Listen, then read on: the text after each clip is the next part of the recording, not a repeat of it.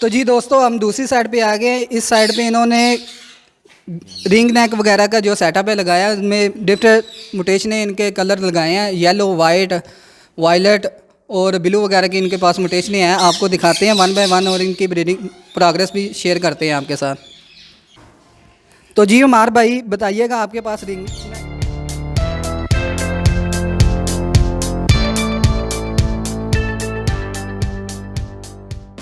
नेक में कौन कौन सी वैरायटी लगी हुई है? भजन हमारे पास येलो रिंग नेक्स हैं, वाइट हैं, क्रीमिनो हैं, इसके अलावा और चंद पेयर वायलेट के हैं।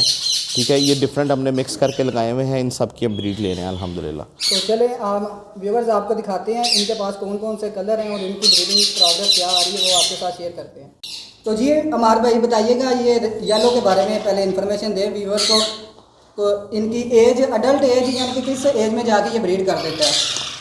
भजन जो हमारा लोकल ब्रीड का बर्ड होता है ना, वो नॉर्मली 1.5 साल का मेल बिल्कुल तैयार हो चुका होता है और 1 साल से 13 महीने की फ़ीमेल जो है वो बिल्कुल रेडी हो जाती है। इम्पोर्टेड बर्ड की ज़रा चेंज हो जाती है। और वैसे भी येलो थोड़ा स्ट्रॉन्ग ब्लड लाइन है, जल्दी ब्रीड कर जाता है। White ring neck takes a lot time, approximately 2 साल लेता है मेल रेडी होने में और 1.5 साल फीमेल रेडी होने में होती है।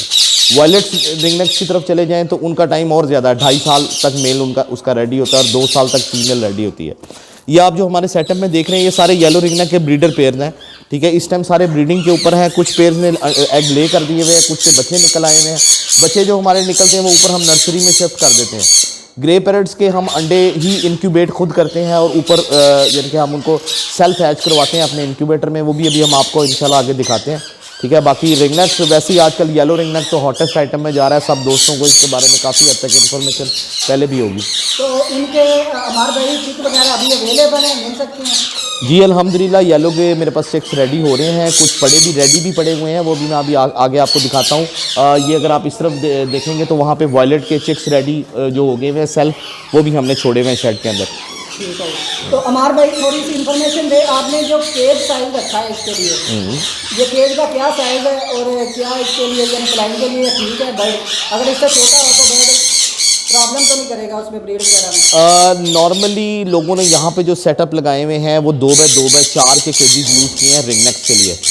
लेकिन मैंने उसके बरक्स थोड़ा सा डिफरेंट काम किया हुआ है। मेरी समझ अपनी हर बंदे की वो है, मैं इस पर कोई रिकमेंडेशन तो नहीं दे सकता, लेकिन मुझे ऐसे लगता है कि बर्ड ज़्यादा खुश रहते हैं बड़े केज में।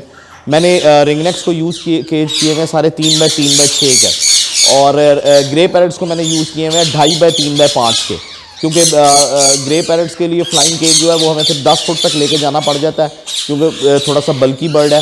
तो इस वजह से हमने ग्रे पैरेट्स को थोड़े छोटे केज रखे हैं। इन रिंग नेक्स हमने 3x3x6 में रखे हैं, और मेरे नज़र में उसमें बर्ड खुश भी ज़्यादा रहता है, फ्लाइट मिलती है, बर्ड की हेल्थ अच्छी रहेगी तो बर्ड की एज ऑब्वियसली अच्छी हो जाएगी। ठीक हो गया हमारा भाई।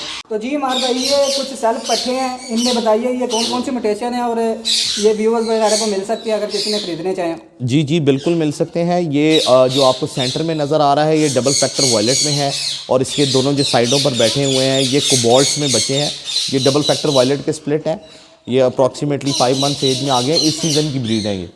चलें, तो अभी ये 5 मंथ के हैं, तो यानी कि इनमें मेल फीमेल डीएनए से मेल फीमेल कंफर्म होगा जी। चलें, ठीक होगा। तो जी हमारे भाई ये बताइएगा ये कौन सा बर्ड है? ये जी सन कन्योर्स हैं। ठीक है, इसके भी हमने 5-6 जोड़े लगाए हुए हैं। लोगों को ये बहुत पसंद है। थोड़ा शोर ज़्यादा करते हैं, बाकी नेचर वाइज बहुत अच्छा बर्ड होता है, लविंग नेचर का बर्ड है, और मुझे पर्सनली इनका शौक़ है। शौक़ के लिए बहुत अच्छे और ख़ूबसूरत बर्ड है, बहुत लविंग नेचर होती है इनकी। तो जी हमारे भाई ये बताइएगा ये रिंग नेक में कौन सी म्यूटेशन है? भजन ये मेल लगा हुआ है मूव के अंदर, और फीमेल इसकी डबल फैक्टर वायलेट है टर्कोइज में। ठीक है, और ये जो अभी आपने चिक्स देखे थे वो इसी पेयर के चिक्स हैं। ठीक है, और थोड़ा सा डिफरेंट और खूबसूरत कलर समझा जाता है, आजकल बहुत मार्केट में है वायलेट्स वैसे। तो मतलब इनकी भी ब्रीड आई हुई है? जी ये जो सेल्फ बचे हैं वो इसी के हैं, और ये पेयर अभी दोबारा लेइंग पे शायद अंडा दे भी दिया हो। हमारे भाई इसका बताइएगा ये कौन सी म्यूटेशन है और इसने ब्रीड वगैरह की है? ये वाइट रिंग नेक है जी, हम पाकिस्तान में इसको वाइट रिंग नेक कहते हैं, अल्बाइनो रिंग नेक के नाम से भी जाना जाता है दुनिया में। ठीक है, बहुत खूबसूरत होता है ये बर्ड, आप देख सकते हैं वाइट कलर में बहुत प्यारा लगता है। और ये माशाल्लाह हमारे पास पिछले 6 साल से ये वाला पेयर हमारे शेड में है, और अल्हम्दुलिल्लाह हमारे शेड के बेस्ट ब्रीडर्स पेयर में से एक है। तो अमार भाई ये बताइएगा इसने ब्रीड की है? जी अल्हम्दुलिल्लाह इस सीज़न भी ब्रीड कर चुका है। तो अमार भाई मैं देख रहा हूँ इसके ना यानी कि नेक के ऊपर वो जो रिंग गाली वगैरह जिसे कहते हैं वो नहीं आई, तो मेल में और फीमेल में क्या डिफरेंस है? अल्बाइनो के अंदर गानी बहुत लाइट सा स्पॉट होता है। अगर आप गौर से देखें तो अल्बाइनो इसकी आपको गानी में एक हल्की सी ब्लैकिश सी लाइन नज़र आएगी, बस ये इतना सा ही स्पॉट होता है इसके मेल में, ठीक है। तो जी अमार भाई ये रॉ का पेयर है, तो इसकी एग वगैरह यानी कि इसके पहले जो प्रोडक्शन आई थी वो आपने उठा ली है कि? जी वो उठा ली भी है, अब ये दोबारा अंडे देने वाली है, फीमेल रेडी हो गई है। बॉक्स के अंदर ये थोड़े वाइल्ड पेयर्स होते हैं, वैसे इसकी फीमेल टेम्ड है, ठीक है। वो आपको मेल सामने नज़र आ जाएगा। तो जी अमार भाई एक आपने ये पेयर लगाया, इसकी ज़रा इन्फॉर्मेशन दे व्यूअर को। ये वजन क्रीम इनो का मेल है और येलो की फीमेल है, ठीक है। इसमें आजकल जैसे कि येलो का रेट बहुत हाई जा रहा है, तो इस वजह से हम येलो का पीस साथ ऐड ऑन कर देते हैं कि बच्चे ज़रा येलो के ज़्यादा आ जाए, ठीक है। बाकी इस मेल को आप देखें ट्रिपल फैक्टर में मेल है क्रीम इनो का। तो इसकी प्रोडक्शन ब्रीडिंग वगैरह आई? इसने अभी तक ब्रीड स्टार्ट नहीं की इस सीज़न में, ठीक है, लेकिन अब उम्मीद है कि ये क्योंकि पेयर क्रॉस हो रहा है तो उम्मीद है कि अंडे इंशाल्लाह जल्दी आ जाएगा। अमार भाई इस पेयर का बताइएगा। ये वजन वाइट रिंग नेक में मेल है, इसके साथ कोबाल्ट की फीमेल लगी हुई है, ठीक है। और ये एक दफ़ा अंडे उतार चुका है, इसके बच्चे हमारे पास आ गए थे, अब ये दोबारा ब्रीड के लिए रेडी है इस टाइम। तो इसमें कोबाल्ट की फीमेल है वाइट का, तो ये क्रॉस कॉम्बिनेशन से कलर क्या निकलेंगे? इसमें ज़्यादा बच्चे आपके पास जो आएंगे वो कोबाल्ट में आएंगे। अमार भाई इस पेयर का भी बताइएगा। वजन ये मेल क्रीम इनो के अंदर है, इसके साथ हमने वाइट फीमेल लगाई हुई है।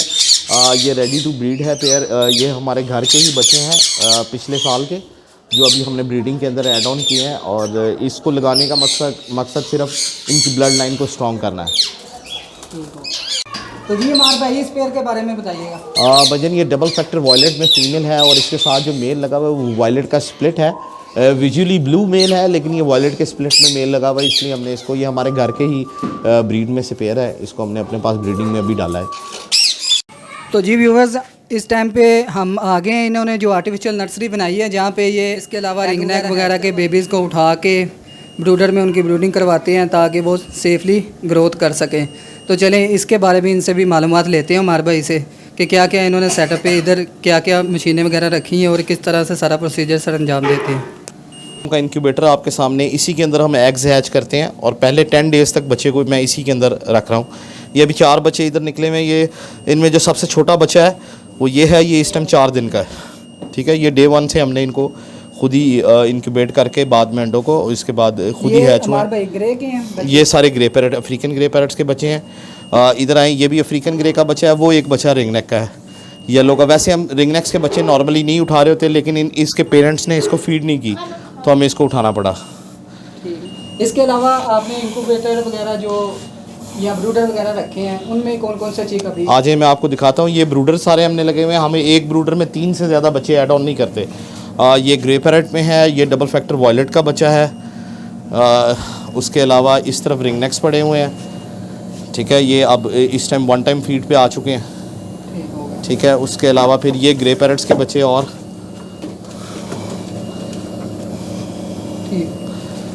ठीक है। इसके अलावा जो बच्चे सेल्फ हो गए हैं वो बाहर हैं, मैं आपको वो भी दिखाता हूँ अभी। तो अमार भाई बताइएगा कि जो फर्स्ट डे ओल्ड का चीक होता है उसके टेम्परेचर और यानी कि जो सेल्फ होता है टेम्परेचर का क्या ख्याल रखना चाहिए, कितना? बजट डे 1 से लेकर डे 15 तक के बच्चे को मैं 36 टेम्परेचर में मैनेज कर रहा होता हूँ। उसके बाद जब डे 15 क्रॉस कर जाता है तो हम फिर रिस्पेक्टिवली टेम्परेचर नीचे लाते जाते हैं, 33 पे ले आते हैं। 1 मंथ के बच्चे को हम शिफ्ट कर देते हैं 30 के टेम्परेचर पे। कुछ लोग 32 रिकमेंड करते हैं, कुछ लोग, हर बंदा अपनी समझ से कर रहा होता है। मेरे पास जो बेस्ट रिज़ल्ट आ रहा है वो 30 डेज़ के बच्चे को 30 टेम्परेचर जो है ना, उसके आगे ऑनवर्ड मैं इनको बच्चों को जब तक ये फैदर कंप्लीट नहीं कर लेते 30 के टेम्परेचर में रखता हूँ। जैसे ही इनका फैदर कंप्लीट हो जाते हैं फिर हम इनको बाहर की छोटे केजेस में शिफ्ट करके 1 टाइम फीड पे रखते हैं, साथ में चेक रखते हैं कि बच्चा खुद जब कम्प्लीटली सेल्फ हो जाता है उसके बाद फिर हम उसको आगे सेल करने के लिए मूव ऑन होते हैं। तो हमारे भाई ये बताइएगा हैंड फीड में आप कौन सी फीड यूज़ करते हैं? मैं जी ट्रॉपिकन हैगन फीड यूज़ कर रहा हूँ। हर बंदा, सारी फीड्स बहुत अच्छी हैं, लेकिन मुझे हमेशा से रिलाय मेरा ट्रॉपिकन हैगन पे है क्योंकि मेरे पास इसका रिज़ल्ट अच्छा आता है। वैसे भी इकोनॉमिकली सस्ती है थोड़ी सी दूसरी फीड से, लेकिन अगर आप ओवरऑल चेक करें तो ये फीड महंगी पड़ती है क्योंकि इसकी कंजम्पशन ज़्यादा है, ठीक है। अगर आप जिस तरह साइटाकस सबसे टॉप फीड जा रही है इस टाइम पूरी दुनिया में, अगर आप साइटाकस यूज़ करते हैं तो उसकी अगर 1 kg लेती है ग्रे का बच्चा पालने में, तो ट्रॉपिकन का अप्रॉक्सीमेटली 2.5 किलो लगते हैं एक बच्चा पालने में, ठीक है। लेकिन रिज़ल्ट जो है मुझे ज़्यादा सूटेबल ट्रॉपिकन का लगता है, इसलिए मैं ट्रॉपिकन पे बच्चे पालता हूँ।